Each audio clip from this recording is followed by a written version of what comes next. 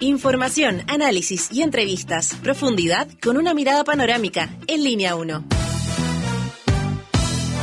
Sí, muy buenos días. Aquí comienza Línea 1 por Radio USACH 94.5 y Canal 50.2 de la televisión digital abierta. Además, Daniela Figueroa Videla, muy buenos días. Muy buenos días, Alejandro Guillén Álvarez. ¿Se te echó de menos el día viernes? Sí, yo andaba en las tierras nortinas. Así es. 50 Puro años, carreteando. 50 años que egresamos a la universidad. No, yo fui a la parte académica. Cuando empezó el carrete te devolviste. 3 días. Yo me quedé el viernes, que era el día más académico. Y no se portan bien, pues si ya estamos todos viejos, ya no nos da como para andar haciendo fiestas. Pero pura hicimos unas igual. cenas, sí, las típicas anécdotas, vi unas fotos mías, yo no me reconocí. ¿Por qué? ¿Por qué tan distinto? ¿Qué has cambiado? Cambiamos 50 años. Y algunos parece que sí, ¿no? Hubo compañeros que no lo reconocí. Mira. ¿Quién será esta ¿Y tú eres el famoso del grupete? No, ¿de periodista? Muy bueno. ¿Sí? Michael Miller. Mira. Que se ha jubilado. No tengo el gusto. Pero él no fue a esta reunión. No le queda pelo. Entonces. ¿Empecemos a pelear? No. No, tú eras la estrella. No es propio de una radio universitaria. No. Solo te comento, Alejandro, antes de seguir con las coordenadas del inicio del programa Línea 1, que nuestro compañero Gonzalo Espinosa hizo un debut, pero sensacional. Así que atenti, don Guillermo. No. Lo nuevo reemplaza lo viejo. Yo estoy ya en el interregno final. No, eres irreemplazable. Oiga, nadie es irreemplazable, eso me di cuenta, entre paréntesis. Oye, están todos mis amigos jubilados, mis compañeros. ¿En serio? ¿No como tú, activo siempre al pie del cañón? Sí, y eso que yo soy más viejo, porque yo entré a periodismo cuando mis compañeros estaban en segundo año. ¿Ya? Yo estaba pasando a cuarto de sociología. ¿Hiciste primero sociología? Periodismo y después sociología. ¿Cómo fue? Sociología, pero cuando aprobé el tercer año y me entré al cuarto, entré a primero de periodismo. Perfecto, y me fui con las dos carreras el resto del tiempo. Oye, además estudiaste en años difíciles, po. 72. Imagínate. No, después otro día le cuento. Ya, también nos pueden seguir por ver USACH, TV USACH 50.1, Sapin 173, Mundo 522 y todas las redes sociales. Así es, último lunes de este mes de septiembre, en este día 29, donde está agradable la mañana, no está fresca. Según la Dirección Meteorológica de Chile tenemos 12 grados, un poquito más con 4 décimas, 86% de humedad y la máxima prevista para esta jornada de lunes, querido Alejandro, va a ser de 20 grados. Y ya el termómetro comienza a subir mañana martes, último día de este noveno mes, con 25 grados. Y el miércoles se repite el plato, como tuvimos la semana pasada, un día muy caluroso. 28 es la máxima prevista para este miércoles, ya 1 de octubre. Vamos con las callecitas de Santiago, a ver qué está pasando, ¿te parece? No me parece que haya muchas cosas buenas porque los semáforos siguen descoordinados. ¿Te pasó hoy día en la mañana? Oh. Qué cacho. A ver, vamos a ver lo que nos dice Transporte Informa, Región Metropolitana de Santiago. Ahí acaban de indicar hace 2 minutos, lamentablemente, un accidente que genera restricción de pista en Avenida Manuel Antonio Mata con Las Torres. Esto es la comuna de Quilicura. Un accidente que donde estaban bomberos en el lugar, así que precaución. También señalan que hay que revisar las modificaciones al trazado del servicio 505, que ahora circula por Avenida Mapocho y La Estrella, para que vean el detalle. Y por último, también restricción de pista en Avenida Independencia, esto al sur, entre el Cortijo y Luis Cruz Martínez, debido a una colisión de vehículos y posterior choque de uno de ellos contra un poste. El procedimiento de emergencia está en desarrollo, precaución en la comuna, por cierto, de Conchalí. Brevemente miro el metro de Santiago, que ya ha tenido tantos incidentes, situaciones varias que obviamente dificultan que la gente pueda llegar a su destino. No, está funcionando ahora en la hora punta toda la red disponible en el metro de Santiago. ¿Vamos con la pregunta del día, Ale? Yes. Don Lautaro Carmona, ex diputado de la República y máximo líder del Partido Comunista, ha dicho en una entrevista que él está comprometido hasta la médula en la campaña de Janet Jara. Y nuestra pregunta del día es: ¿qué le parece a usted? Exacto, nuestra encuesta de alguna manera. 3 opciones. La primera, se nota el compromiso, esto de estar comprometido hasta la médula, desde el mismo PC. La segunda es una piedra en el zapato. Bien. Ahora, Carmona. la piedra, ¿cuál sería? ¿Janet o Lautaro? No, Ay, Lautaro. no, pensando desde él, no, sí, por supuesto. Y la última, su declaración es políticamente correcta, o la postura que hace, por supuesto, Lautaro Carmona. ¿Dónde la responde? Es súper fácil. Las redes sociales, @TVUSACH, @RadioUSACH. Dicho eso, vamos con los titulares, 7:34. Titulares en línea 1. El Ministerio de Justicia presentó una denuncia en contra de quienes resulten responsables de amenazas de muerte dirigidas hacia el ministro de la cartera Jaime Gajardo. La acción responde a publicaciones de la cuenta de Instagram Soberanía Nacional, que apuntó contra el secretario de Estado por la crisis de Gendarmería y lo amenazó con cárcel o fusilamiento. El presidente del Partido Comunista, Lautaro Carmona, aseguró que se puede demostrar que tanto la tienda como todos sus simpatizantes están comprometidos hasta la médula con Janet Jara como la candidata presidencial del sector. Las declaraciones se dan luego de que Jara afirmara que existe falta de fraternidad por parte del timonel de la colectividad. El ministro de Hacienda, Nicolás Grau, en entrevista con Estado Nacional, adelantó que el Ejecutivo prepara un proyecto de reforma al empleo público antes de que finalice el mandato del presidente Gabriel Boric. Consultado sobre una eventual reducción del aparato del Estado, el jefe de la billetera fiscal no entregó definiciones, pero descartó que este sea el camino principal para ganar eficiencia. La pensión universal garantizada, la PGU, llegó en septiembre a 391.000 pesos, 391.000 adultos mayores. Esto en el primer tramo de este beneficio. Y el aumento a 250.000 pesos comenzó a aplicarse para las personas mayores de 82 años, de las cuales un 60%, 67 son mujeres, un 33 son hombres. Y el año 2026 la PGU se extenderá a las personas mayores de 75 años y el año subsiguiente, 27, a quienes tengan más de 65 años, alcanzando así a la totalidad del universo de beneficiarios.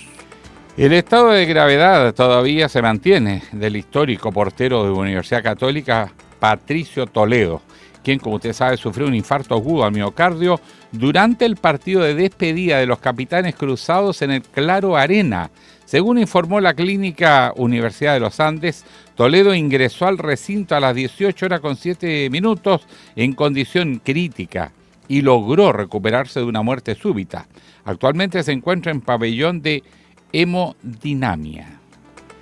El enviado especial del presidente de Estados Unidos, Donald Trump, para Ucrania, confirmó que este ha sido su visto bueno a los ataques de largo alcance que las Fuerzas Armadas ucranianas han estado lanzando los últimos meses sobre Rusia. Mientras, el Estado Mayor de las Fuerzas Armadas de Ucrania han informado un nuevo ataque sobre las instalaciones rusas, en esta ocasión de la región de Briansk, cerca de la frontera. 7:37. Un diálogo a fondo. Entrevistas en línea 1. Bueno, le voy a contar que hay denuncias de muerte en contra del ministro de Justicia, aparentemente más de unas cuentas medias extrañas, y de ellos vamos a conversar porque se hace mención a Gendarmería en la pasada, no porque Gendarmería sea la autora, sino porque sería el ministro el responsable de la crisis que hay en Gendarmería. Así es. Entonces de ello vamos a hablar con el presidente nacional de la Asociación de Funcionarios de Gendarmería, Paulo Jaque Garrido, que ya está en contacto con nosotros. Muy buenos días, Paulo, ¿cómo estás? Muy buenos días, Daniela y Alejandro. Muchas gracias por acompañarnos a esta hora de la mañana. A ver, sumamente preocupante estas amenazas de muerte contra el ministro Gajardo, que luego vamos a contar un poquito lo que publica esta cuenta, ¿no? Soberanía.nacional. Antes de entrar en el detalle, primero preguntar cuán comunes son estos tipos de amenazas, porque ya habíamos visto en su ocasión contra Luis Cordero, cuando justamente también era titular de esta misma cartera.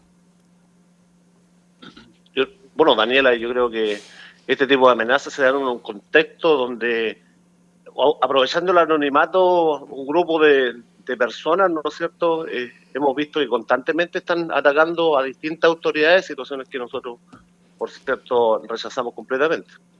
Ahora, esta es una cuenta en Instagram, se dice que es de un grupo de ultraderecha. ¿Qué antecedentes tienen ustedes? Porque dice que quieren ajusticiar con cárcel o fusilamiento al ministro de Justicia porque él sería el responsable de una crisis que afecta a Gendarmería. Queremos que se investigue respecto de estas aseveraciones, de estas graves aseveraciones que se dan a través de esta red social, ¿no es cierto? Y yo creo que se le imputa, ¿no es cierto?, la responsabilidad al ministro de Justicia de una crisis del sistema penitenciario que es más estructural, es de bastante tiempo, bastante años, y que entiendo yo que existe la intencionalidad de ir mejorando, pero reitero, el contexto en que se dan este tipo de amenazas nosotros la rechazamos categóricamente. Nosotros con el ministro de Justicia, como gremio, como Frente de Trabajadores Penitenciarios, que agrupa a las asociaciones más representativas de Gendarmería, hemos tenido una relación de mucho respeto, por cierto, donde existen diferencias respecto de cómo creemos que se tienen que ir mejorando algunos temas del sistema penitenciario, pero por ningún motivo esto puede ser el tono de ir construyendo el país que nosotros queremos.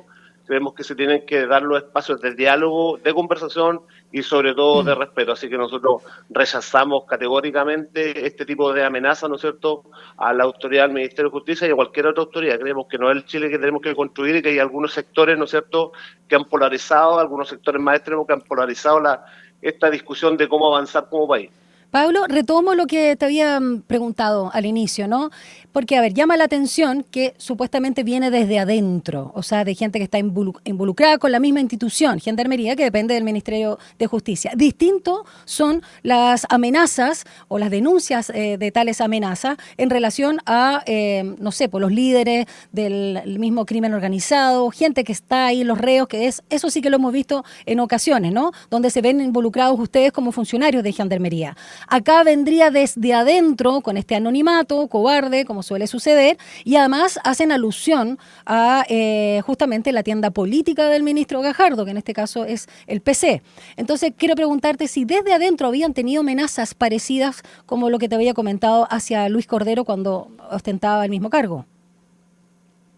Es que es difícil, Daniela, determinar quién puede estar detrás de esta amenaza. Cualquier persona puede ocupar una red social y a través de una publicación hacer creer que estas amenazas vienen desde el interior desde la institución. Yo creo que hay que tomar una posición seria, que hay una denuncia, se tiene que investigar y, por cierto, cuando la justicia determine al responsable, se apliquen las sanciones que corresponden a este tipo de situaciones. El personal de Gendarmería es un personal disciplinado y respetuoso de la autoridad.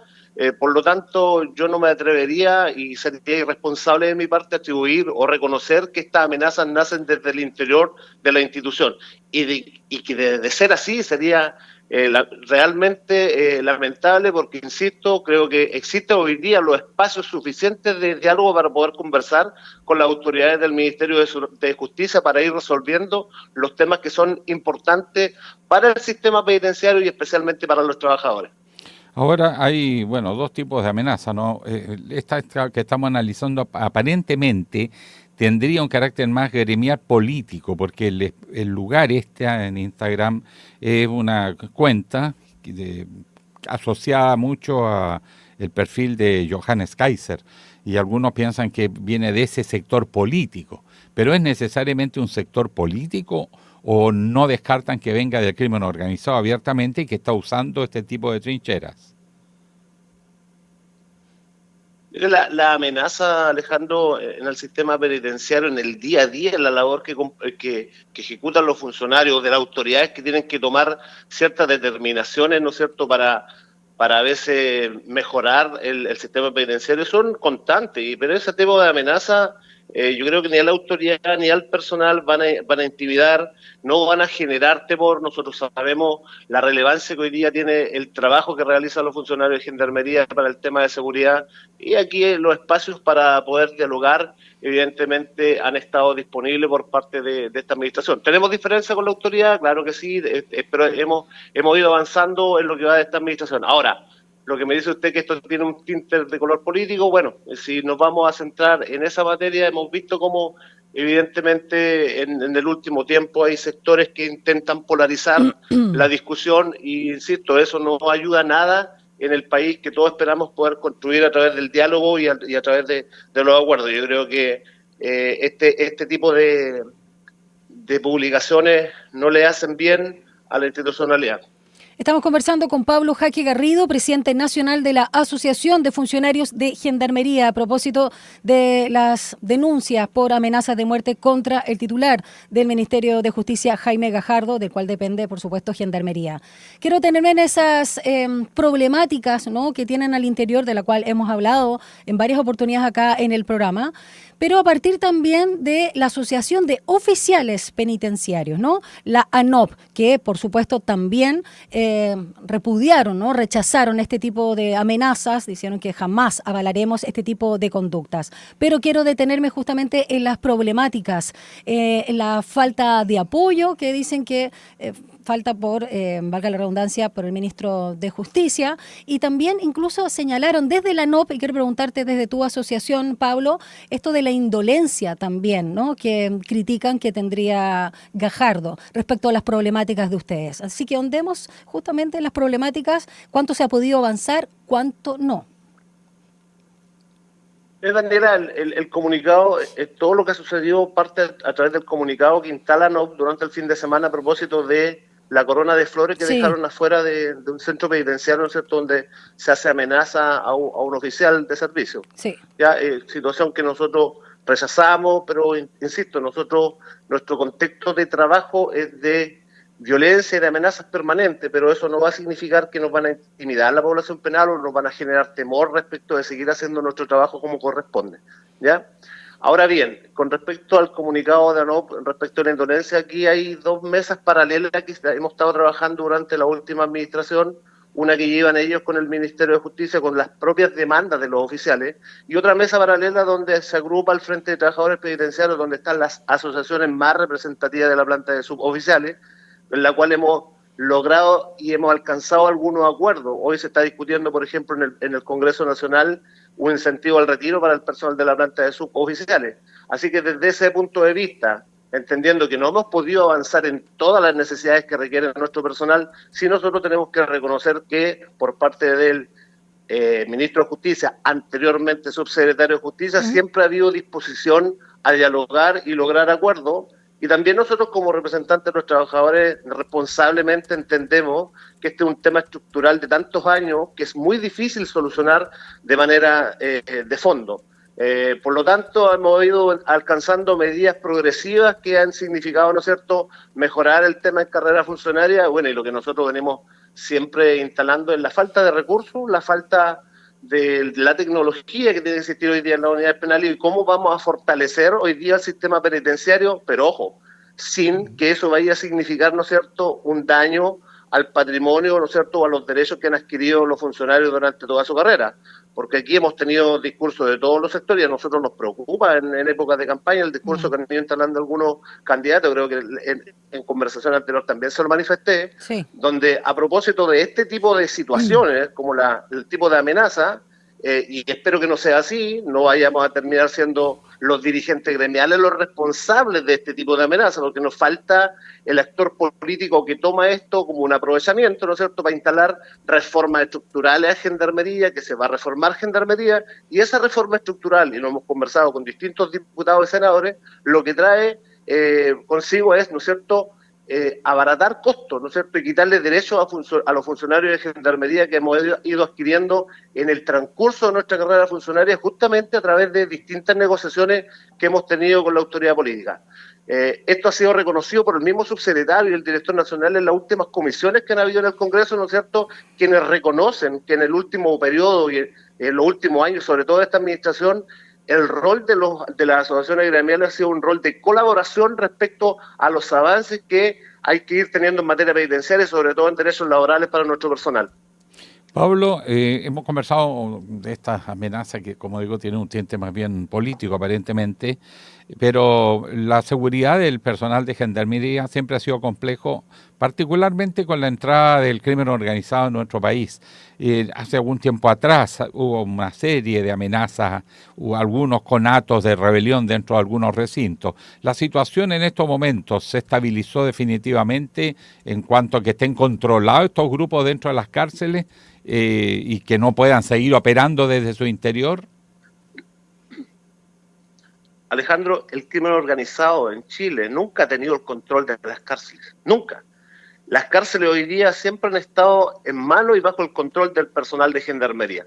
Si bien es cierto, hoy día la crisis en materia de seguridad, el aumento de los delitos o el ingreso del crimen organizado, para nosotros nos ha generado que en las cárceles de nuestro país ya tengamos 63.000 internos. Eso ha significado doblegar los esfuerzos para mantener el control, para poder segregar en espacios que prácticamente hoy día no tenemos en las cárceles, pero de ninguna forma ha significado, yo quiero ser tajante en esto y siempre lo he dicho, porque algunos levantan como una bandera para poder instalar reformas estructurales de gendarmería, a pesar de las dificultades, a pesar de las precariedades, a pesar de la falta de una política de infraestructura penitenciaria en el país, que no es de ahora, no es de hace 3 años, sino que desde hace muchos años, que en Chile no se construyen cárceles, lo que ha significado, ¿no es cierto?, un tremendo problema para el personal de gendarmería, que hoy día nos tenemos que hacer cargo de un hacinamiento que es histórico, pero por otra parte, la pregunta de nosotros es, ¿existe este interés genuino de acabar con el hacinamiento? Porque también hace unos pocos días en la interna conocíamos de la cantidad enorme de miles de millones de pesos que paga el Estado respecto de multas en algunas cárceles que son concesionadas, ¿no es cierto?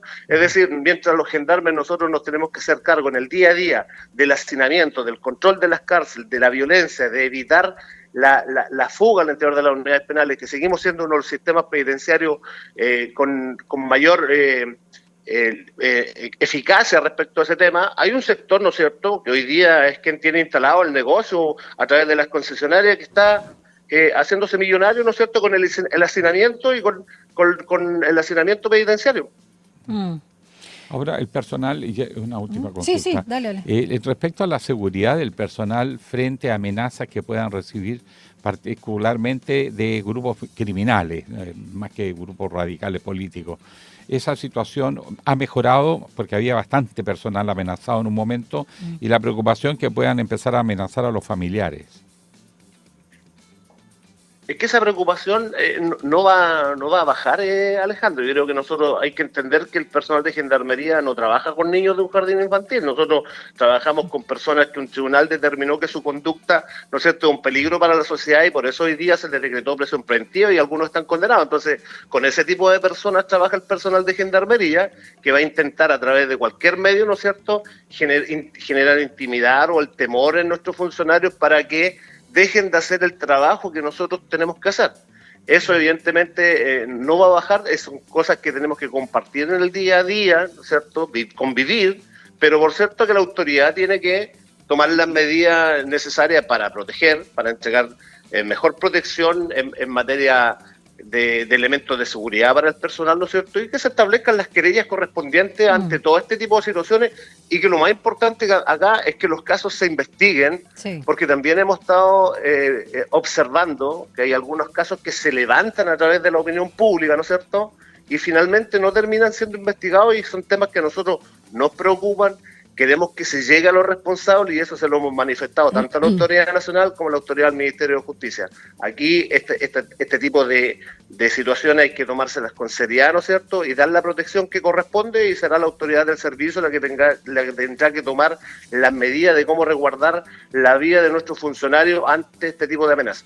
Claramente, despejar justamente de dónde vienen estas amenazas en particular que nos convoca esta mañana a propósito de esta cuenta soberanía.nacional. Muchas gracias, Pablo Jaque Garrido, presidente nacional de la Asociación de Funcionarios y Funcionarias de Gendarmería. Un abrazo grande. Gracias a ustedes. Gracias por el contacto una vez más. Chao. Gracias, Pablo. Que tengan buen día. Gracias. Chao. 7:53.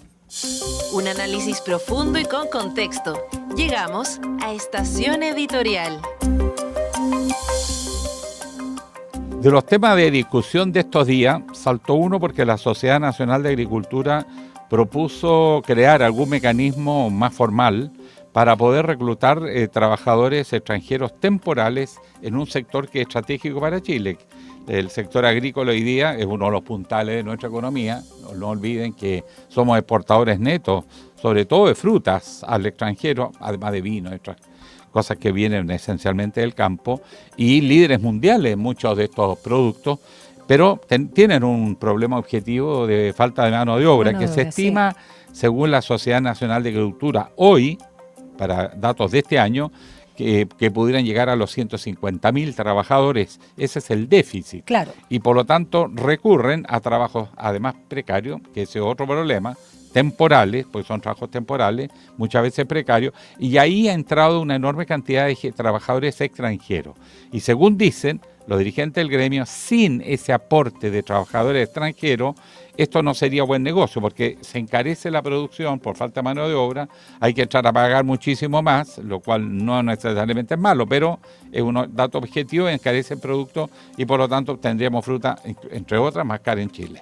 Ahora, entendiendo que el trabajo debe ser siempre formal, legal, con contrato, aunque sea temporal, que está instalado ahí el debate. Bueno, se instaló el debate y comenzó la discusión, pero en la esfera política. Sí. Y empiezan a aparecer Mucha los crítica. prejuicios, o sea, que el extranjero no, porque, mire, si estos son problemas prácticos de derechos humanos, la gente tiene derecho a migrar, a nosotros también nos gusta salir al extranjero, a estudiar, a trabajar, a turistear, otros se enamoran y van a formar familias afuera. Dejémonos de cuento, más de 1 millón de chilenos están en el extranjero y no nos gustaría que discriminar a nuestros hijos, a nuestros parientes, a nuestros amigos. Pero instalado el tema, ponerle un poco de cabeza. ¿Cuál es la situación laboral en el campo chileno? Ya digo, este es un sector estratégico para la economía. Chile es un exportador neto y abastecedor de fruta a nivel mundial, además de vino. Y se necesita mano de obra. Y ocurre que la cantidad de mano de obra extranjera tiene algunas virtudes que valoran, aunque no necesariamente recompensan económicamente, muchos agricultores. Por ejemplo, la mano de obra extranjera en Chile, promedio, calculado con los trabajadores chilenos, es superior. Cuesta pensarlo, pero así es superior. Más aún, no solo tienen más niveles de escolaridad, sino que hay muchos extranjeros migrantes que es profesional universitario.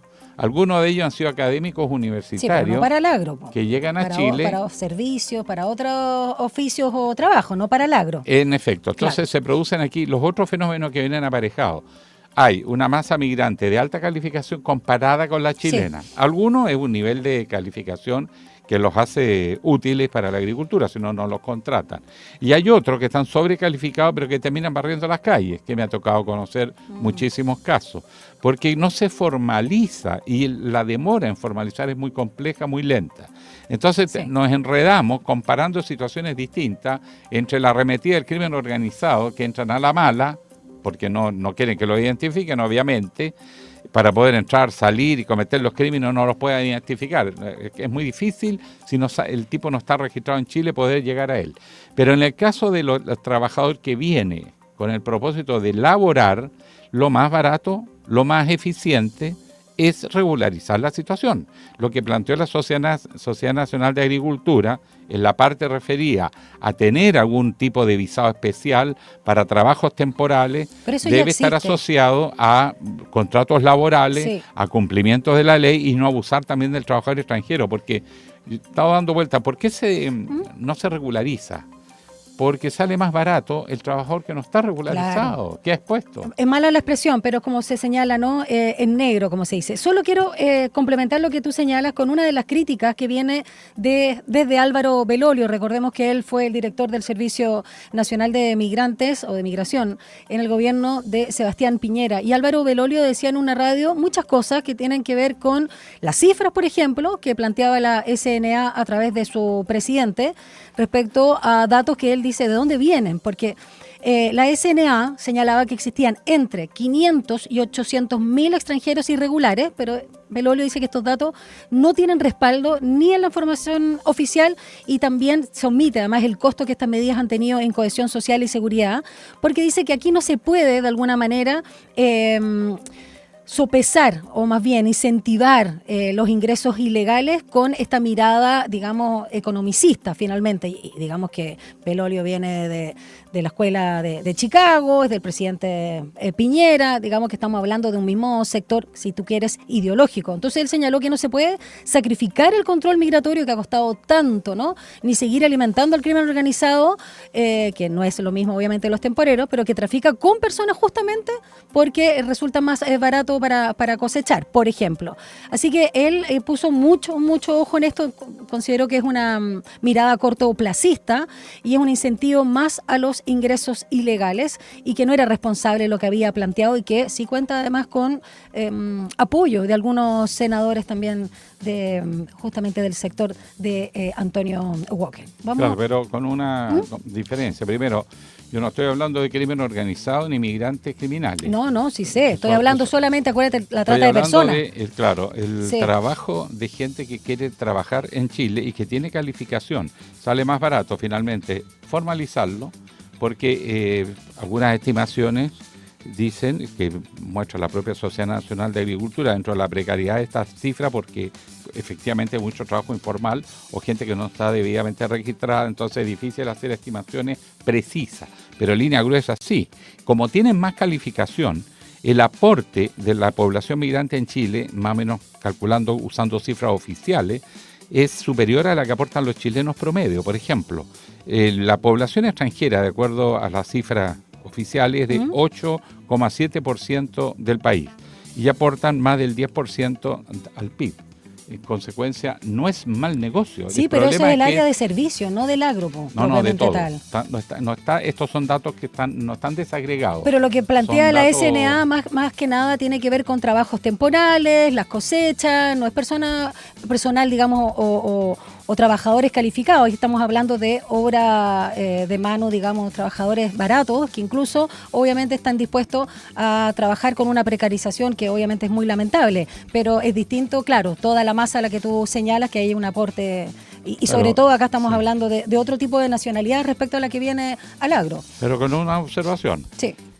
Para trabajar en el campo de la industria frutícola, que es producto de lujo de exportación, tú necesitas mano de obra calificada. No claro, hay áreas específicas. Claro, donde sí. no es en el agro chileno, es un agro que está especializado, es de alto estándar. Tú tienes que tener y cumplir con normas internacionales en la calidad de los productos, en el procesamiento de los productos, en el embarque y, por ejemplo, los golpes de frío, qué sé yo, ahí no entra cualquiera. Y segundo, esto no es nuevo en Chile. Por ejemplo, todo lo que es el norte de Chile, el Valle de Azapa, el Valle de Utah, hay mucho trabajador, sobre todo boliviano, que son agricultores por tradición y por familia. Sí. Quizás en esos casos con menos educación formal, pero que tienen el expertise enseñado de generación en generación y constituye un porcentaje importantísimo de la mano de obra. Entonces, lo que dice la Sociedad Nacional de Agricultura amerita a lo menos una conversación en serio y no prejuiciada, y ni menos mezclándolo con el narcotráfico y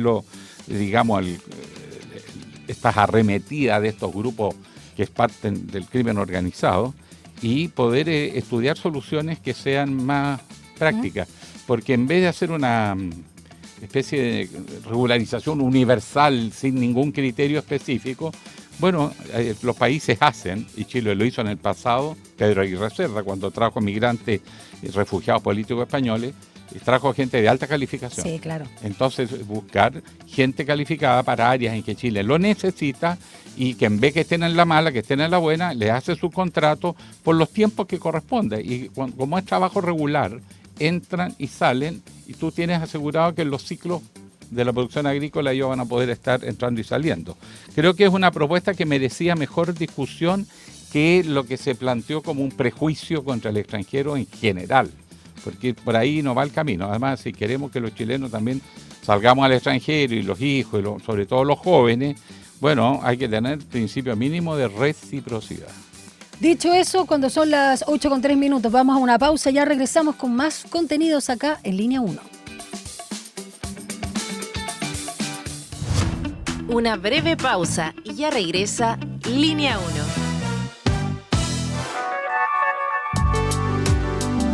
Es la hora en Radio USACH. 8:03 a.m. El Zoo Nacional de Parque Met tiene un mensaje especial. Este 18 celebra en grande, pero cuidando la naturaleza. El hilo y el hilo curado pueden herir gravemente a nuestras aves y la basura afecta a toda la fauna. Disfruta de la tradición con responsabilidad. Eleva tu volantín en lugares seguros, sin hilo curado, y lleva tu basura de vuelta. Así, chilenidad y vida silvestre conviven en armonía. Síguenos en @parquemedmimbu y sé parte de esta celebración responsable. Gobierno de Chile. Chile avanza contigo. Extensión USACH, Aula Records y Radio USACH presentan Notas de Colección, un recorrido por el repertorio universal de la música de tradición escrita, desde las obras y grabaciones más célebres de la historia hasta aquellos tesoros escondidos que guardan nuestros archivos. Martes y jueves a las 21 horas te invitamos a Notas de Colección, un aporte de Extensión USACH, Aula Records y Radio USACH. Nuevas voces. Domingo a la 1 de la tarde, una reunión imperdible con esas melodías y canciones que dejaron una huella en nuestras vidas. No quiero soñar 1000 veces las... Nada se pierde, todo se transforma. Te invitamos a viajar en el tiempo por los más diversos ritmos y géneros musicales junto a Ecos del Ayer, música para recordar. Ecos del Ayer. No lo olvides, Ecos del Ayer, cada domingo a la 1 de la tarde por Radio USACH. Nuevas voces.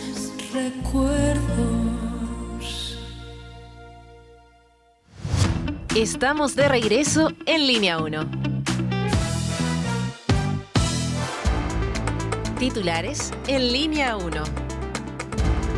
El presidente del Partido Comunista, Lautaro Carmona, aseguró que se puede demostrar que tanto la tienda como todos sus simpatizantes están comprometidos hasta la médula con Janet Jara como la candidata presidencial del sector. Las declaraciones se dan luego de que Jara afirmara que existe falta de fraternidad por parte del timonel de la colectividad. El ministro de Hacienda, Nicolás Grau, adelantó que el Ejecutivo prepara un proyecto de reforma al empleo público antes de que finalice el mandato del presidente Boric. Lo dijo en Estado Nacional y fue consultado sobre una eventual reducción del aparato de Estado. El jefe de la billetera fiscal no entregó definiciones, pero descartó que este sea el camino principal para ganar eficiencia. En estado de gravedad se encuentra el histórico portero de Universidad Católica, Patricio Toledo, quien sufrió un infarto agudo al miocardio durante el partido de despedida de los Capitanes Cruzados en el Claro Arena. Según informó la Clínica Universidad de los Andes, Toledo ingresó al recinto a las 18:07 horas en condición crítica el día de ayer y logró recuperarse de una muerte súbita. Actualmente se encuentra en pabellón de hemodinamia. El enviado especial del presidente de Estados Unidos, Donald Trump, para Ucrania, confirmó que este ha dado su visto bueno a los ataques de largo alcance que las Fuerzas Armadas ucranianas han estado lanzando en los últimos meses sobre Rusia, mientras el Estado Mayor de las Fuerzas Armadas de Ucrania ha informado que un nuevo ataque sobre instalaciones rusas se produjo con ocasión en la región de Briansk, cerca de la frontera. Un manifestante murió este domingo durante las protestas contra el alza del diésel en Ecuador. Protestas que ya cumplen 7 días, según denunció la Confederación de Nacionalidades Indígenas de Ecuador, CONAIE. Por su parte, el gobierno informó que 12 militares resultaron heridos y que otros 17 fueron retenidos tras haber sido emboscados por grupos terroristas infiltrados en las manifestaciones. 8:07. Un diálogo a fondo. Entrevistas en Línea 1. Bueno, la noticia del fin de semana fue este nuevo tete-a-tete, face to face, cara a cara, chick to chick, entre Lautaro Carmona y la abanderada oficial Janet Jara de la coalición oficialista militante del Partido Comunista, quien molesta ya abiertamente, cosa rara en el Partido Comunista, lo acusó públicamente de una falta de fraternidad. Y entrevistaron al presidente del partido, que dijo que el partido está comprometido, cada uno de sus militantes, hasta la médula, pero hasta la médula, con la candidatura de la ex ministra del Trabajo. De esto vamos a conversar y otras cosas, ¿no? Porque se está moviendo la cuestión política con Jimena Jara, académica de la comunicación política y experta en narrativa política. ¿Cómo está, Jimena? Muy buenos días, gracias por acompañarnos en Línea 1. Hola, gracias por invitarme. Hola Alejandro, hola Dani. Hola, Jimena. Un agrado siempre invitarla a Jimena. Oiga, la otra Jara. Sí, la otra Jara. Pero estábamos hablando con Jimena o con Jara. Ahora se estira así. Esto de falta de fraternidad y que están apoyando hasta la médula, ¿por qué no se nota? O sea, yo creo que es bien hábil cuando Lautaro Carmona justifica su propia adhesión a la candidatura o a la campaña de Janet Jara a propósito de los militantes, ¿no? Porque ella acusa que hay falta de fraternidad no de los militantes, sino que de la cúpula, básicamente de Jadwe y también de Lautaro Carmona. Y Lautaro Carmona dice, no, acá hay mucha fraternidad porque los militantes trabajan por ella. O sea, está respondiendo por otra cosa, ¿no? Una cosa es lo que hacen los militantes que efectivamente están en grandes proporciones en todo el territorio y se suman a la candidatura de Janet Jara, y otra cosa es lo que haga la cúpula del Partido Comunista, que ha sido bien obstruccionista de la campaña. ¿Y eso es por el jaduismo de alguna manera, Jimena? ¿Cómo se entiende esto que desde los inicios ha demostrado cierta distancia? Sí, yo creo que Jadwe es un factor súper importante en esto, y además durante todo el tiempo en que la ministra estuvo, como Janet Jara estuvo como ministra, en el gobierno, también hubo esta división entre los comunistas que estaban en el gobierno y los comunistas que estaban en la cúpula del Partido Comunista, que eran más duros y que tenían ahí muy fuerte una defensa a Daniel Jadwe. Pero ¿a qué se debe esta inquietud? Porque el PC no teje corto. Pues ¿es solamente personalismo de los dirigentes? ¿Pero qué explicaría? Porque por otra parte, yo me daba cuenta y pasó con Jadwe también, que el Partido Comunista no se acomoda a la idea que un militante de ellos sea el candidato presidencial, porque tiene que entrar a hacer un montón de concesiones y muchas veces se perfila el discurso del partido. O sea, como que no es objetivo del partido tener al presidente de Chile. El objetivo de ellos es ser parte de una coalición, que es distinta porque le deja el margen para levantar sus banderas y ser alternativa. Pero si su militante es el candidato y eventualmente el presidente, se queda un poquito sin bandera, queda amarrado al gobierno de turno. Sí, pues le cuesta al Partido Comunista efectivamente ser un partido de mayoría, porque tiene una agenda que es bien específica y es una agenda que además está bien marcada por los principios, ¿no? Y entonces cuesta mucho, como tú dices, efectivamente, hacer este relato, que es un relato amplio, sin que le salgan por la izquierda a recordar que está traicionando tal o cual principio, ¿cierto? Y en este sentido, la candidata Janet Jara es una candidata de una coalición mucho más amplia y lo es desde incluso antes de ser la candidata oficial de toda la alianza. O sea, cuando ella parte como candidata del Partido Comunista, ella ya tenía un perfil mucho más amplio que lo que al Partido Comunista o a la cúpula del Partido Comunista le convenía, ¿cierto? Entonces, efectivamente hay aquí, por ejemplo, el Partido Comunista no apoyó un montón de leyes en seguridad. El Partido Comunista tiene un discurso distinto del de la mayoría de la gente respecto de Venezuela. Y todas esas cosas son discordias internas que también tiene que pagar Lautaro Carmona, porque Lautaro Carmona tiene que estar respondiendo también a sus bases y a su mundo comunista. Entonces, es fácil pensar que después de las elecciones, pase lo que pase, esas relaciones dentro del Partido Comunista van a quedar súper dañadas y probablemente vayan a tener que tomar algunas decisiones bastante más fuertes, ¿no? Jimena, sigamos entonces con la candidata que lidera la carrera presidencial y vamos con otros apoyos, pero con ciertas condicionantes. Por ejemplo, la entrevista que dio el exministro de Hacienda, Mario Marcel, al País, a Rocío Montes, donde reiteró de alguna manera el apoyo a Jara, pero con una aprensión, que es finalmente el rol del Partido Comunista, aun cuando Lautaro Carmona ha declarado lo que se ha querido también instalar, pero que no toda la gente se convence de aquello, de que Janet Jara no es la candidata del PC, es un aporte del PC, como dijo Carmona, sino de una coalición. Pero sigue generando, por supuesto, mucho ruido, porque ella todavía, más allá de que se haya separado o haya soltado de alguna forma con las declaraciones en torno a Cuba, en torno a Venezuela, ella sigue siendo, por supuesto, militante del PC. Entonces, hablemos de la señal que genera Mario Marcel en el apoyo, comillas, condicionado con cierto ruido que hace hacia la candidatura de Janet Jara. ¿Cómo lo ves tú? Yo creo que está bien que él manifieste sus aprensiones y una aprensión no es necesariamente una condición, ¿cierto? No está diciendo solo si ella dice... De hecho, ya dijo que sí.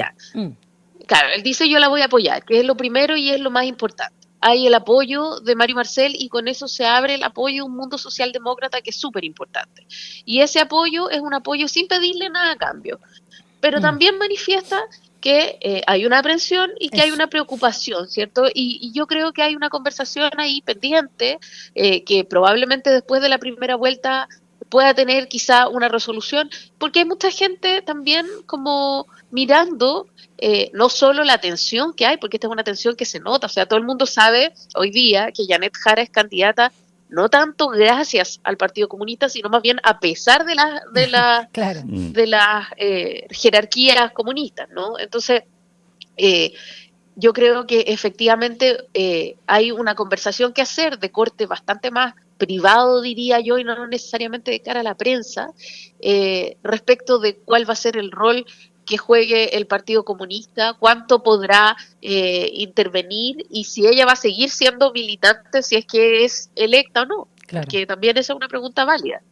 Pero todo este debate a ella la fortalece porque da la señal que tiene fuerza, tiene autoridad para frenar incluso a los líderes del Partido Comunista, o genera una sensación de desconcierto que la pueda debilitar. Yo creo que tener partido, que es el partido de la militante, en contra, en muchos casos, de la campaña misma, la debilita. O sea, eso no hay ninguna duda, eso es un obstáculo. Lo que ella hace de poner los puntos sobre las IE, porque al principio era más discreta, ¿cierto? En la primera vuelta ella era más discreta. Trataba de no responder mucho esta confrontación, pero ya en esta segunda parte de la campaña ella ha encontrado un tono en el que derechamente confronta este tipo de actitudes, dice yo creo que Jadwe debería dedicarse a su defensa judicial, dice que hay falta de fraternidad, o sea, ella ha encontrado un tono para confrontar más duramente lo que está haciendo su partido, y me parece que eso la fortalece a ella, pero no hay duda de que el mejor escenario es tener un partido alineado con la candidata. Jimena, sumemos otro pelo a la sopa y en este caso es Marco Enrique Ominami, que nuevamente disparó contra la candidata del oficialismo y en un tono bastante irónico, donde decía no sé por qué, no quiero caer mal, pero lo que tiraba era pesado de alguna manera. No solo que ya era la gota que rebalsó el vaso, que la misma candidata no presentara a su juicio, porque sí está en el CERVEL, el programa, que no tenía equipo, que era como lo mínimo que podría ofrecer. Dice, uno tiene que llegar, dijo Meo, puntual a las citas democráticas. Y llegar puntual significa con la ley, el partido, la firma, unidad del país. Entonces creo que sí, que es un poco la gota que rebasa el vaso. Y yo no sé por qué lanza estas declaraciones cuando está, me parece, de unas 80 páginas en el CERVEL y con una promesa de aumentarlo, engrosarlo en estos primeros días de octubre. Entonces no entiendo también esta postura. ¿Cómo ves a Meo que está disparando muy fuerte contra la candidata Janet Jara? Necesidad de atención, dirían los psicólogos infantiles, ¿no? Sí. Claro, porque además él no había presentado su programa hasta bien entrada la campaña. Claro. ¿no? Y además dijo que es la primera parte porque después viene otra, la social. Claro, entonces uno ve, por ejemplo, estos sitios de chequeo, Malaspina, por ejemplo, que tiene que compara los programas, y hasta hace muy poco, que lo miré, no sé, ayer o antes de ayer, no estaba el programa de Enrique Ominami porque no lo había presentado. Entonces, claro, lo presenta, y cuando lo presenta aprovecha de pegarle un raspacacho a quien esté cerca, y eso es, mírenme, pésquenme, pero no es más que eso, creo. Ya, puro ruido mediático. Peleando el voto del sector. Eso es Claro que sí. Sí, pero ¿cuánto le puede sacar? Nada. No, bueno, pero tiene más probabilidad de sacarle a Janet Jara que sacarle a Kass, por ejemplo. Ah, bueno, sin duda. Entonces, los candidatos alternativos del sector de uno son siempre los peores cuchillos para el candidato que va punteando. Eso es... ¿cómo se lo explico? Sí, tú lo Eso sabes. tú lo sabes más que nadie, Alejandro. Ya, sin llorar, como dice sin llorar. un podcast que anda por ahí. Sin llorar. ¿Vamos con la oposición? Vamos pues. La oposición también se va moviendo. ¿Qué frutos ha sacado Evelyn Mateico ya con este discurso tratando de apropiarse del centro político, ser la candidata que escucha, de la unidad, que garantiza más paz social y más diálogo y consenso? ¿Funciona o no funciona? Mira, no sé si le está funcionando, la verdad. Yo creo que lo que está ocurriendo es que Kast en un sentido tocó techo y se está un poco devolviendo, y en ese espacio Evelyn Matei tiene la posibilidad de instalar una duda sobre las capacidades de Kast para gobernar. Pero yo creo que eso es importante, pero tiene una limitación, ¿cierto? Ella es un poco aburrido como argumento el decir que alguien va a dar gobernabilidad y alguien va a dar estabilidad, es súper importante, pero en términos masivos es un poco aburrido. Entonces, junto con esa garantía, ella debería aprovechar de adelantar en otro sentido. Yo creo que en el sentido económico, por ejemplo. ¿Cómo va a ser su plan económico? Y sacarle punta a esa beta que no es solo gobernabilidad, sino que en algún punto se transforma en prosperidad. Porque si no, no hay promesa posible. O sea, la promesa es que esta cosa va a ser estable. Pero necesitamos también, o necesitaría ella más bien, adelantar. Y ese adelanto es en qué va a incidir para bien el gobierno de Evelyn Matei. ¿Cuál es la promesa que ella hace en prosperidad? Y en ese ámbito, cuando estamos hablando del crecimiento económico y de ciertos sectores, y además de la discusión, estamos a un día de que se venza el plazo, si no me equivoco, ¿no? La ley del presupuesto 2026, cuando ella hace una advertencia respecto a esta tramitación desde su sector, y ya de hecho Guillermo Ramírez de la UDI recalcó justamente esta misma advertencia de la candidata Matei, porque quiere que se transparente, que se muestren los gastos que han habido en relación a los ministerios de Vivienda, Obras Públicas y Salud, y en ese sentido como que marcó un punto, dice que si no se aclara todo esos gastos, y ahí veíamos recién en la prensa al ministro Montes, en televisión, dice que no va a haber discusión de la ley. Marca un punto cuando habla de este tema de la denuncia que hace, por ejemplo, al Servio, ya que ella se maneja muy bien con las finanzas públicas en su calidad de economista. A mí me parece bien que ella haga, o sea, es parte de la política y es parte de la campaña. Ahora, el gasto de vivienda es un gasto que se puede solicitar, es público de suyo, o sea, está muy bien, y está bien también que se hagan las investigaciones que correspondan si es que ella encuentra que ha habido un gasto que tenga opacidad, pero también está buscando encontrar espacios a partir de los cuales posicionarse, y eso es propio de una campaña. O sea, ella representa las dudas que ella tiene sobre este gasto, pero sobre esa duda ella debería construir, por ejemplo, una propuesta, que es cuál va a ser su propuesta de vivienda, ¿cierto? Sí, yo creo que estamos en ese punto. Oye, ¿qué pasa con Kast? Que cuando habla pierde puntos, cuando se queda callado sube. Habló y bajó y no ha logrado detener esa baja, porque todas las encuestas va perdiendo un puntito, otro puntito, y de alguna manera, bueno, Evelyn Matei parece que es la que cosecha más de esos puntitos que se caen, poquito, pero va acumulando. ¿En qué se terminará diluyéndose en vez de afirmarse como estaba al comienzo, que a lo mejor les funciona más? Porque esto, una cosa que caracteriza la cuadra política es que a la hora de ir a los contenidos, es la más plana de todas las campañas últimas. No, y quiere gobernar ahora, o se abrió la posibilidad de estar con Chile Vamos en el Parlamento. Y amarillo y demócrata. Claro, a los que tildó de centro-izquierda. Yo creo que la centro-izquierda no está de acuerdo con eso, pero bueno, el punto de vista. El poder. Jimena. Mira, si te dan un pitutito, cuidado que cambia el estado de ánimo. Pero vamos a lo de ahora. Kast se ve un poquito bajando más que subiendo. Sí, se ve bajando consistente, lentamente, eso sí. Entonces no sabemos si va a ser más rápido su baja o las elecciones. Pero viendo la CADEM, Kast en 23 puntos, Matei en 17. O sea, yo que el equipo de Matei estaría vuelta loca tratando de cosechar algo y de tirar toda la carne a la parrilla. Yo creo que efectivamente él ya mostró todo lo que tenía que mostrar y ahora está tratando de sostener, y eso no está siendo tan fácil. Pasó el efecto novedad y ya el tema de seguridad encontró un límite. O sea, ya dijimos todo lo que se podía decir sobre seguridad. Ya como más duro no se puede ser. Como ya prometió zanjas, cárceles en el desierto, exiliar los presos, o sea, ya le pasó por la derecha, no sé si Parisi o Kaiser prometiendo minas antipersonales, parece que fue Kaiser. Sí.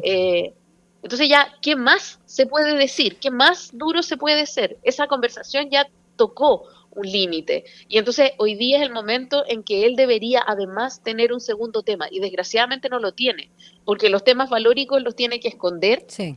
Y en los temas económicos ha hecho el ridículo. Entonces hay una dificultad él Como para el poder recorte, el posicionar ajuste otros fiscal, temas, ¿cierto? claro, exactamente, que ha sido muy criticado el ajuste fiscal porque de estos como 8.000, ya no sé cuántos miles 6.000 millones. 6.000, ya, claro, y todo desde el Banco Central, experto, y no solamente Briones, que lo escuchaba el fin de semana, obviamente le decían que era imposible, además que no detallaba bien como lo hizo en el último debate. Para finalizar el tema de la carrera presidencial, cuando faltan menos de 50 días, Jimena Jara, quiero detenerme a propósito de la primera vuelta y cómo van ahí, ¿no?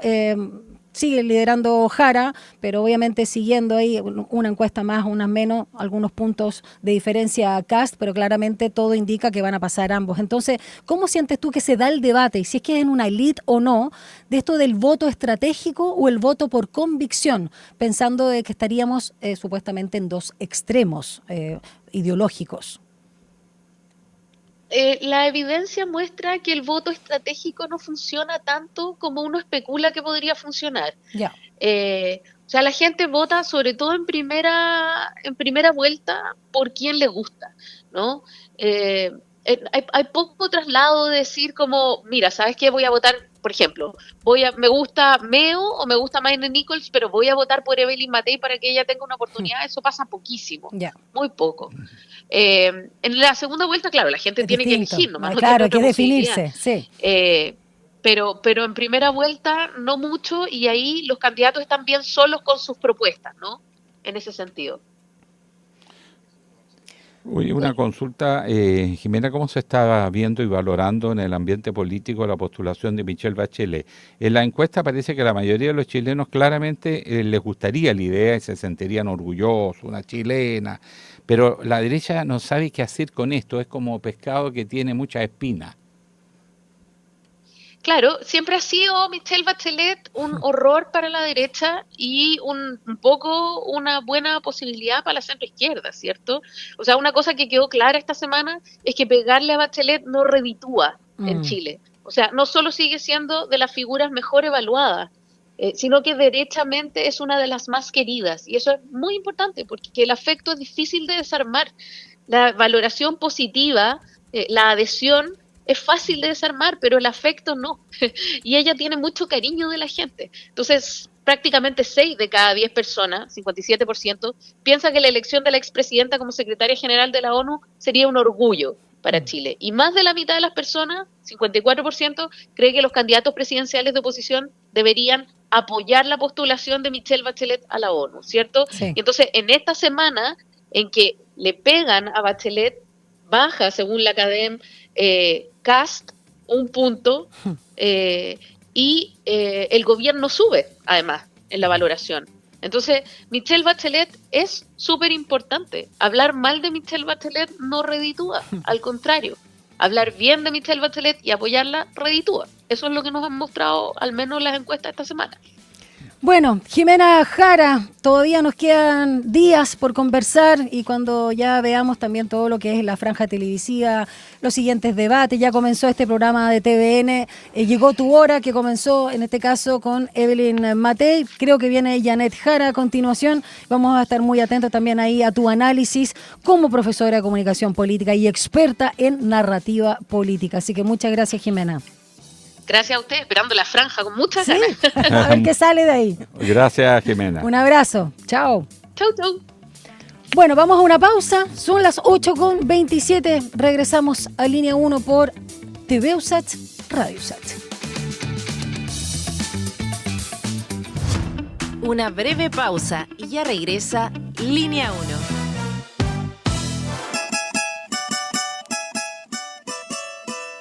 A Hora da Saudade. Uma mirada desde las africanidades al mundo. Tejendo conexiones, raízes, influência, ritmos, arte e sabores por meio de la música. Sumérgete en este emocionante, vibrante e diverso viaje intercultural de la 94.5 Rádio USACH. A Hora da Saudade, junto a Eugênia dos Santos, Capítulos estreno miércoles a las 5 de la tarde y los sábados a las 19 horas. Todos los días a las 12 en punto te invitamos a hacer un recorrido por los sonidos más profundos de nuestro país. El alma nacional. La trova, el canto de raíz, folclore y fusión que unen generaciones. Y cada viernes con música en vivo en las sesiones de El Alma. El Alma Nacional. Justo al mediodía, un encuentro diario con la música chilena por la 94.5 FM Radio USACH y en el 50.2 de la televisión digital abierta.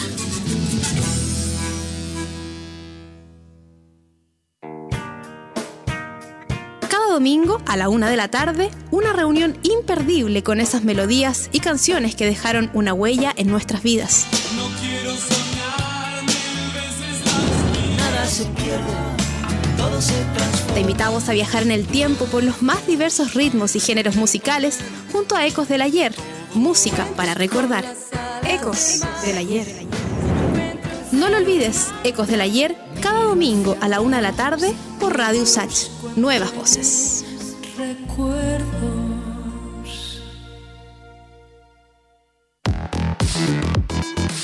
La crisis climática, los alcances de la inteligencia artificial, la ciencia de frontera, la economía, la salud, la educación. Porque el mundo vive tiempos de cambios y en medio de lo incierto, en Sin Pretexto buscamos respuestas a los grandes desafíos. El futuro nos inquieta, pero sabemos que se escribe en el presente. Te invitamos a una conversación profunda. Soy Mirna Schindler y te acompaño de lunes a viernes a las 6 de la tarde en Radio USACH. Sin Pretexto. Estamos de regreso en Línea 1. La economía y tu bolsillo están en Línea Económica. 8 ya con 30 minutos. Está de regreso el nuevo conductor de Línea 1. Ya no somos dos, somos tres. Gonzalo Espinosa, ¿cómo estás? Muy buenos días. Hola, ¿cómo están? Muy bien, Don ustedes. Gonza. Y con la nota de optimismo. Eso siempre Dan la buena ganas onda. el chileno, porque ya ni el fútbol nos une. ¿Qué nos traes? ¿Qué nos une? Les traigo, bueno, pasamos de la batalla presidencial a la batalla de los trabajadores porque hicieron un ejercicio en la Facultad de Economía de la Universidad Diego Portales, basándose en los datos del seguro de cesantía, para ver en qué, digamos, empresas se ubican los trabajadores que perciben el sueldo mínimo. Ya. En medio de este debate sobre el mercado laboral, y señala que, por ejemplo, las empresas que concentran los trabajadores que reciben el sueldo mínimo son las microempresas. Las microempresas son las empresas de menos de 5 empleados. Y, ¿Menos de 5? Menos de 5 empleados, Okay. sí. Y, por ejemplo, el empleo formal está concentrado en las grandes empresas y ahí menos del 6% de los trabajadores recibe el sueldo mínimo. Esto es muy relevante por toda esta discusión que se está dando sobre si un alza sustantiva en el salario mínimo o estas otras iniciativas como las 40 horas han contribuido a que la situación en el mercado laboral no sea Claro, porque del aumentan todo los buena. costos para Exacto. los empleadores. Exacto. Sobre todo Eso esto es lo que con este escenario del desempleo al alza. Ese es un estudio que se hizo recientemente. Bueno, ahí tiene el problema que cuando son empresas con muy baja productividad, cualquier alza los puede desestabilizar, eso es Claro, efectivo. los liquida. Generalmente estas medidas, las grandes empresas ni maní, porque no pagan más del mínimo, raro que no. Pero las pequeñas sí, pues, se complican. Así que muy interesante ese estudio. Y bueno, de buenas noticias, se indica que los fondos de pensiones, la mayoría tendría resultados positivos en septiembre, menos el fondo menos riesgoso, que es el fondo E. Registran alza del fondo A de un 1%, fondo B otro 1%, el fondo C 0,69%, el fondo D, que ya es más conservador, 0,33%, y el fondo E tendría una baja mínima de un 0,03%, pero es el único en negativo. Ahora las utilidades de las empresas... Claro, las utilidades de las empresas son millonarias. Ese es un milagro en Chile. Exacto, el milagro de las utilidades AFP. crecen, pero los beneficios... no se redistribuyen. Pero durante el año, bueno, El fondo A tiene una rentabilidad del 13%, que es el mejor resultado desde 2009. El fondo B, un 11%, también mejor resultado desde 2009. Y así. Y así. Sí. Y dice. Y ahí dice, sí. Y he dicho. Y he dicho. Ya, pum. Incluso el fondo E tiene resultados positivos, Mira. aunque septiembre fue ¿Cuánto negativo. ¿Cuánto era el C? Ay, yo viendo ahí. ¿Tú estás en el fondo C? Es que estuve siempre en el A hasta que empecé a perder Un demasiado. 10%, 10,47%. ¿Al alza? Sí, ¿Caleta? durante el año. Sí. Estoy lista ya. ¿Estáis lista? De aquí a la Pa' jubilación. Te vas a jubilar ya, Estoy no. lista. Ya, bueno, algo bueno, me parece muy bien, Y compañero. después te dicen, ¿Ah? por favor, no se jubile, porque si jubila ahora va a perder más plata. Porque desastre. están Yo me muy deprimo con amarrados los vaivenes en las bolsas, ¿no? ¿Tú en qué fondo estás? ¿Tú que eres muy Yo joven? estoy en el fondo A, parece. Ah, yo también Sí. hice eso y Un me dio kamikaze, susto. Kamikaze. Sí, Claro. yo Claro también, que me dio uno es miedito. joven, entonces puede Eso. ahí Ay, me gusta especular. eso. Muy bien, especule nomás. Donde no vamos a especular, sino vamos a hacer un análisis de lo que fue la intervención de Benjamín Netanyahu en la ONU. Vamos a hablar ahora en la siguiente entrevista. Muchas gracias, querido Gonzalo. Muchas gracias a ustedes. 8:35. Un diálogo a fondo. Entrevistas en Línea 1. Bueno, todo el mundo tenía las grandes expectativas, eran los discursos de Donald Trump y probablemente de Benjamín Netanyahu, y como anécdota, más o menos, la de Milei. Y los chilenos, bueno, además incorporamos a Gabriel Boric. Y siempre que se hace discurso en las Naciones Unidas, el primer dato que aparece es cuánta gente estaba en el salón. Sí. Y cuando iba a entrar Netanyahu se fue casi todo el mundo. Una señal, ¿no? Pifia, bucheo. Pero bueno, dijo Sí. lo que todo el mundo sabía que iba a decir, por ahí algunos abucheos, también algunos aplausos de los Sí, pocos que se sí, quedaron. sí, de hecho. Vamos a analizar cómo Con se está gráfica en moviendo mano. este famoso encuentro en las Naciones Unidas, que no sé si es una demostración más de su decadencia o por el contrario, sí tiene brotes verdes. Y vamos a hablar con el que más sabe. Analista internacional, académico universitario, periodista, sociólogo, Raúl Sor, que ya está en línea. Raúl, ¿cómo estás? Buenos días. Hola, Raúl. Hola, ¿qué tal? ¿Cómo están ustedes? Macanudo, contento y felices. Los lunes nos encantan, Raúl. Habla por él, pero bueno, en fin. Oiga, pero No importa. a mí me parece Raúl, raro. ¿Qué le pareció eso. que se bajara, entrara Netanyahu y las delegaciones se retiraron o no entraron? Y él ahí con una Imperturbable. sí, entre comillas, guardándosela. ¿Cómo lo viste, Raúl? A Netanyahu. Bueno, Netanyahu, el Netanyahu de siempre, desafiante, ignorando el desaire del que fue objeto, el grueso de las delegaciones que estaban en la Asamblea General se retiraron, y eso no es sorpresa porque, digamos, de los 190 y tantos miembros que constituyen la Asamblea General, 150 reconocen el Estado palestino y por lo tanto son contrarios a las políticas de Netanyahu, de manera que eso no tiene nada de, digamos, el desaire fue llamativo, no es la primera vez que ocurre, pero por el volumen y por la forma en que se dio sí es importante, y yo creo que Israel recibió un mensaje muy claro. Ahora, que Israel lo reciba, me refiero a su gobierno, no es tan relevante porque Israel está en una situación de división política interna en que la voz cantante parecen llevarla a los sectores de ultraderecha, religiosos ortodoxos, que tienen una visión religiosa absolutista y creen, digamos, en la expansión de Israel y sobre todo de la anexión de ciertos territorios palestinos ocupados.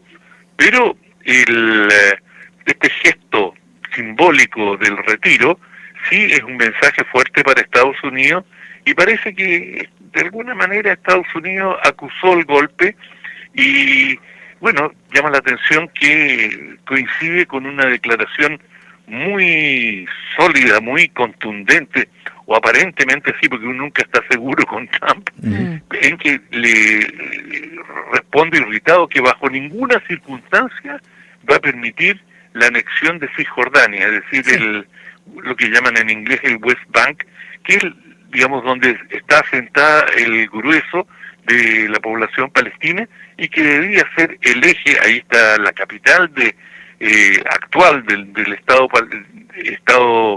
o el futuro Estado palestino Ramallah, de manera que esta crítica tan directa de Trump o tan, si tú quieres, esta irritación que manifestó puede haber inhibido lo que se temía que Israel iba a realizar casi en esos días, y era declarar la anexión de Cisjordania y simplemente declararla parte de su territorio, y esto en respuesta al auge de los reconocimientos del Estado palestino. Francia, Gran Bretaña y una serie de otros países, Canadá, venían reconociendo el Estado palestino, e Israel, digamos, el gobierno de Netanyahu, dijo esto no lo vamos a permitir, y si siguen con estos reconocimientos que en su visión constituyen una agresión, dijo o dio a entender, no lo llegó a declarar, vamos a anexar este territorio y olvídense de un Estado palestino, cosa que él reiteró en su discurso, dijo, de Estado palestino nada. Ahora, los europeos particularmente, y muchos países árabes también, reconocen al Estado, decía alguien, pero no ayudan a los palestinos. A mí me llama la atención que ni ahora ni antes uno ha visto un apoyo vigoroso a una Palestina viable, a mejorar sus servicios, su calidad de la educación, de la infraestructura, de la vivienda. Se ve siempre como sobreviviendo en la precariedad. Entonces, al final, jamás, que es más que un partido, es un verdadero paralelo Estado, que es lo poco que trata de levantar algunos servicios, o trataba. ¿Por qué no se produce una consistencia entre lo que se dice y lo que se hace en relación a Palestina? Bueno, ahí entramos en un tema más complejo, que es la estructura política palestina. Es decir, en Hamas, que es la facción que gobierna la Franja de Gaza, tiene una postura islamista. Cuando digo islamista, para los que no están familiarizados, ellos hacen del Islam su guía política, es decir, no son estrictamente un partido político, sino que son un partido clerical, por decirlo de alguna manera, y la Sharia y la ley islámica es lo que guía sus acciones.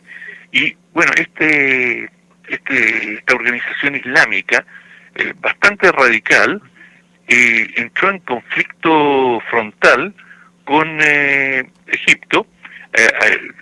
Algunos recordarán que allí hubo el primer presidente electo democráticamente en Egipto, el señor Al-Musri, y él fue depuesto por los militares en un golpe de Estado. Bueno, el señor Musri era miembro de la Hermandad Musulmana.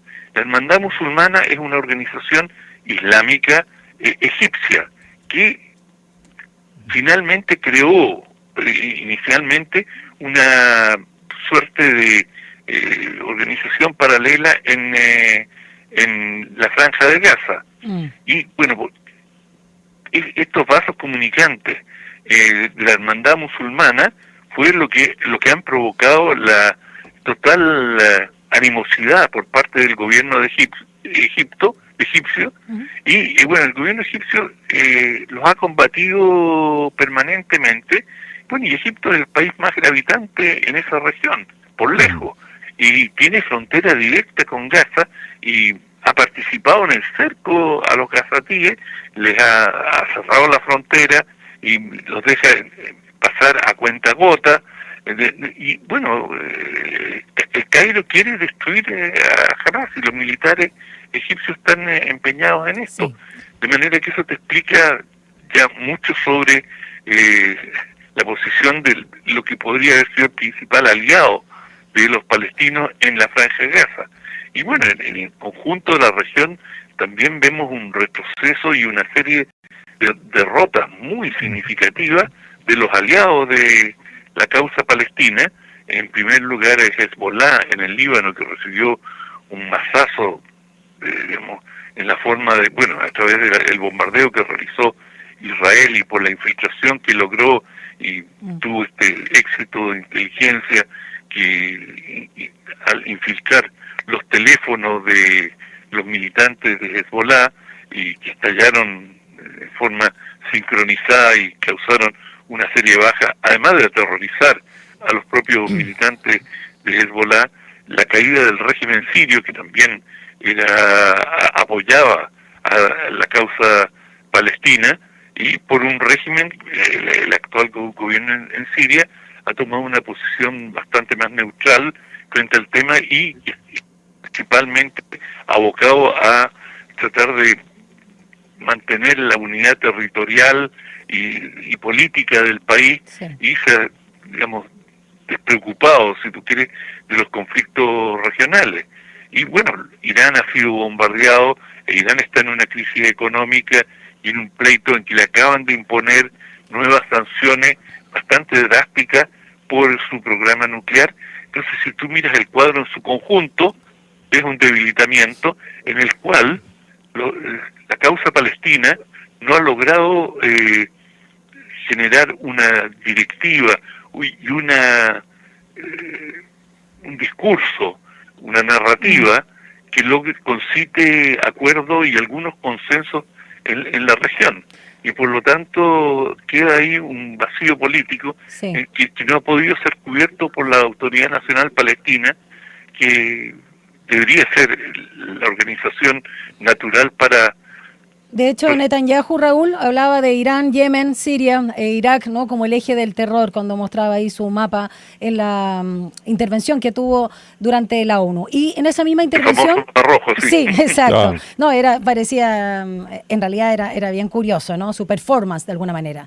Y en esa intervención, volviendo y para ir cerrando, Raúl, claro, no solo negó genocidio, la hambruna, y que más del 80% de las víctimas sean civiles, por parte de Israel, sino también, por supuesto, siguió rechazando la solución de los dos estados. Y quiero detenerme en una entrevista que dio hace poco, hace un par de días, el 27, el sábado, la embajadora de Palestina en Chile, Vera Baboum, que estuvo con nosotros también acá en el programa, y señaló que el reconocimiento del Estado palestino es una obligación legal, no solo simbólica, no es solo una cuestión de generosidad política, señaló ella, ¿no? Y en ese sentido también comentó que casi el 80% de los Estados miembros de la ONU ya han reconocido el Estado de Palestina. ¿Cómo se hace la bajada, Raúl? Más allá del reconocimiento oficial, declarativo y de incluso algunas medidas en contra de Israel, algunas diplomáticas, otras comerciales o de otra índole política. ¿Cómo realmente esto que ya lleva tanto tiempo de no poder declarar oficialmente, y uno se pregunta, ¿para qué sirve la ONU en estos 80 años el Estado de Palestina? Cuéntanos cómo es la bajada para que no sea solamente simbólico, sino algo legal, como dijo Vera Baboum. Bueno, el tema, para que deje de ser simbólico, pasa en primer lugar por los propios palestinos, es decir, que logren hacer una propuesta creíble a nivel internacional.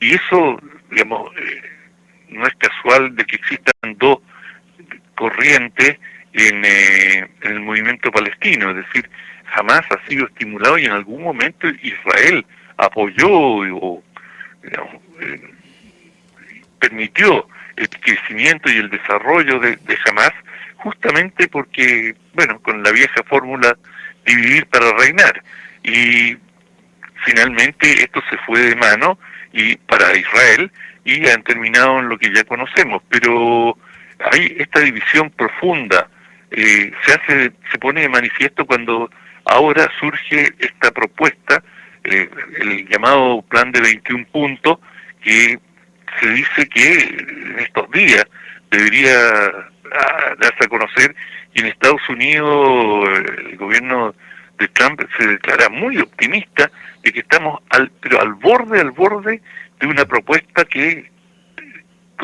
consistiría en un cese del fuego permanente, es decir, y que desde allí se podría comenzar a constituir un nuevo gobierno en Gaza que se llevaría al desmantelamiento de Hamas y a la instalación de una nueva autoridad, y bueno, se han dado ya incluso algunos detalles. ¿Quién estaría a cargo de supervisar esta nueva autoridad? Y sería nada menos que el ex primer ministro británico Tony Blair, que tiene una fundación y que ha estado trabajando en una propuesta para el gobierno que vendría luego de la remoción de Hamas. Bueno, todo esto son ideas, hay que ver cómo se concretan, si es que se concretan, pero el tema central sigue siendo cómo conseguir un Estado viable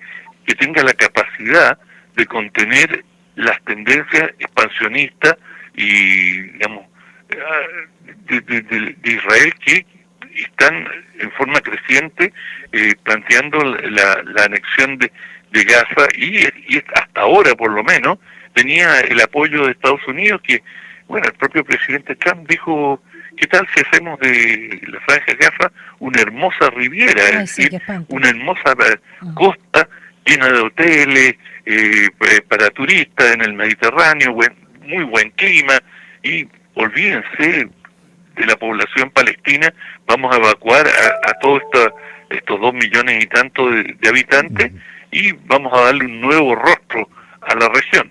Bueno, ahora en este plan de 21 puntos que están a punto de dar a conocer, hay algunos que tienen esperanza que esto podría dar resultado, pero ¿qué respuesta va a tener esto de Hamas y del conjunto de la región? Es algo que está por verse. Una última consulta, Raúl. Tan interesantísima la conversación de los pendientes. Se ha hablado mucho de reuniones Netanyahu-Trump, donde se plantearía este programa que es iniciativa de Estados Unidos. ¿Hasta qué punto Estados Unidos le puede doblar la mano? Porque todo lo demás, todos estos reconocimientos, parecen un poco infértiles si Estados Unidos no se allana. Efectivamente, Alejandro.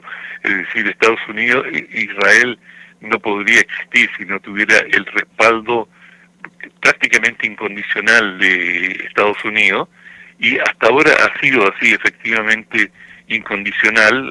Han tenido pequeñas fricciones, pero en lo fundamental Estados Unidos se ha cuadrado con Israel el fuerte del armamento israelí y digamos su arma más poderosa, su fuerza aérea es enteramente de origen estadounidense.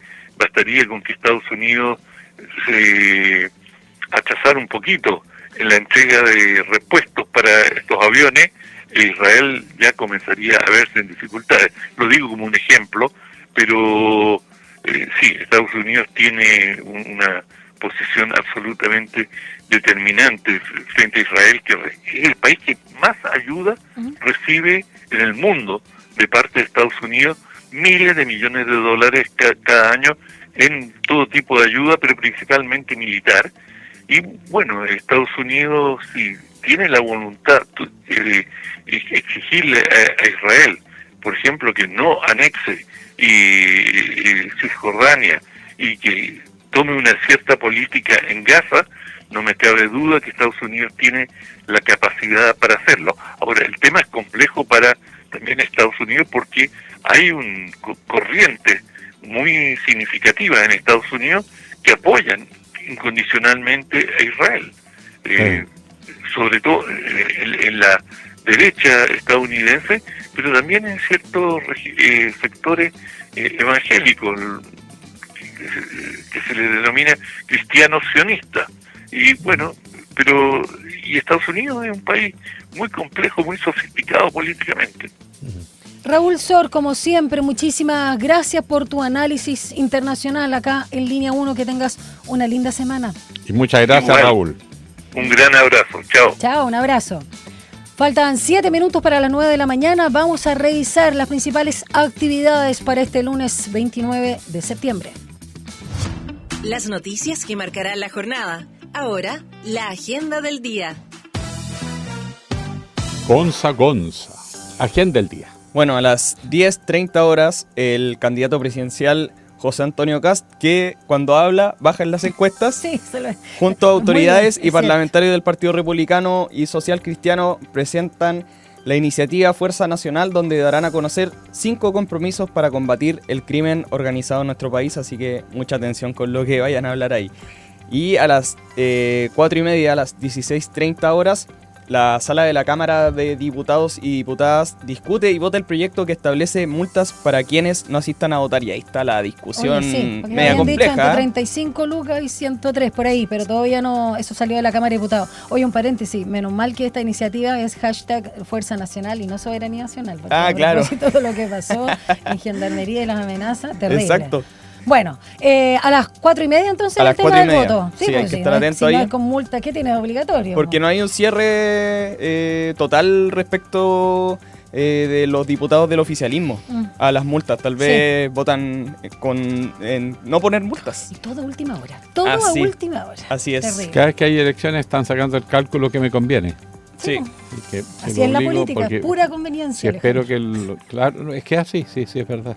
Bueno, vamos a la pregunta del día. Pues Ya don que estamos hablando de Lautaro conveniencia. Carmona dice que todos en el PC, me imagino que se incluye, dice que están comprometidos hasta la médula en la campaña de Janet Jara.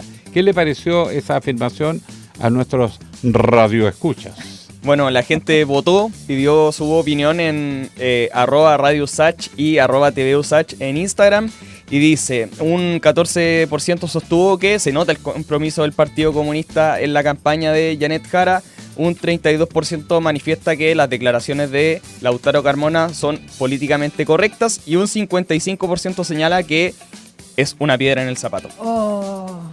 ¿También sería un pescadito, cómo era? Sí, metáfora? ese tiene muchas espinas. Eso, un pescado. Un pescado con mucha espina. Don Lautaro está ahí. A mí me gusta la expresión infumable. Encuentro que es muy buena. Infumable. Que alguien sea infumable. No digo Lautaro Carmona. Digo que como Lo digo expresión. porque sí nomás. Lo digo porque sí. Sí, me gusta la expresión de infumable. Exactamente, porque sí nomás se me ocurrió. Salió en este contexto, pero no tiene nada que ver. No tiene nada que ver. Bueno, nos tenemos que ir porque nos vamos. Rodrigo 13 también grados. tiene su minuto y Sí. se está comprometido hasta la médula con el informar. lazo Usach. Así es. Nos despedimos con 13 grados, esperando 20 para esta jornada y nosotros a reunión de pausa. Nos vemos. Que tenga linda jornada. Nos Chao. escuchamos. Chao, chao. Información, análisis y entrevistas. Profundidad con una mirada panorámica en Línea 1.